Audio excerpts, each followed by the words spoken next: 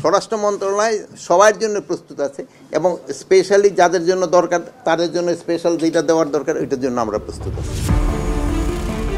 বিএনপির ভারপ্রাপ্ত চেয়ারম্যান তারেক রহমানের নিরাপত্তায় বিশেষ যা যা দরকার সরকার তা দিতে প্রস্তুত আছে বলে জানিয়েছেন স্বরাষ্ট্র উপদেষ্টা lieutenant general of Mohammad Jahangir Alam Chowdhury. 2 December সচিবালয়ে আইন শৃঙ্খলা সংক্রান্ত কোর কমিটির বৈঠক শেষে সাংবাদিকদের প্রশ্নের জবাবে এসব কথা বলেন তিনি।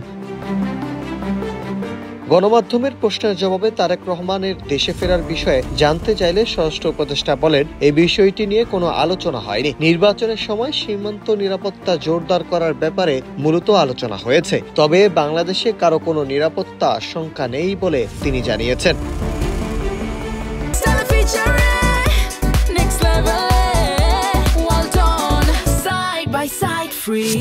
তারেক রহমানকে নিরাপত্তা দিতে স্বরাষ্ট্র মন্ত্রণালয় প্রস্তুত আছে কিনা এমন প্রশ্নের জবাবে স্বরাষ্ট্র উপদেষ্টা বলেন, আমরা সবার জন্যই প্রস্তুত। স্বরাষ্ট্র মন্ত্রণালয় সবার জন্য প্রস্তুত আছে, বিশেষভাবে যাদের জন্য দরকার, যাদের জন্য স্পেশাল যেটা দেওয়া দরকার এটার জন্য আমরা প্রস্তুত রয়েছি।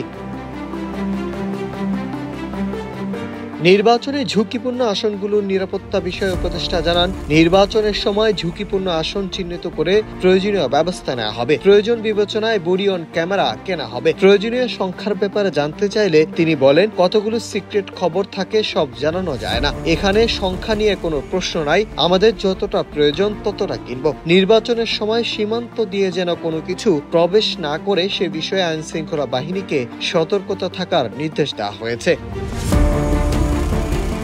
এদিকে খুব শীঘ্রই বিএনপির ভারপ্রাপ্ত চেয়ারম্যান তারেক রহমান দেশে ফিরবেন বলে জানিয়েছেন বিএনপির স্থায়ী কমিটির সদস্য সালাউদ্দিন আহমেদ। গতকাল রাতে রাজধানীর গুলশানে বিএনপির চেয়ারপারসনের কার্যালয়ে অনুষ্ঠিত দলটির সর্বোচ্চ নীতি নির্ধারণী ফোরাম জাতীয় স্থায়ী কমিটির বৈঠক শেষে সালাউদ্দিন আহমেদ সাংবাদিকদের এই কথা বলেন। Nahid Hasan, news desk, Ittefaq.